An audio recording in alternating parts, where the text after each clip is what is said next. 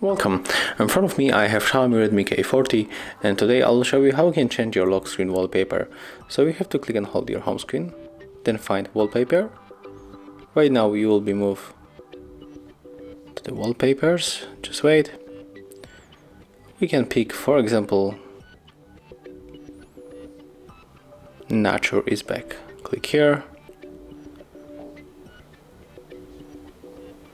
There we have wallpapers like that. I'm going to apply this one, so click set as a lock screen.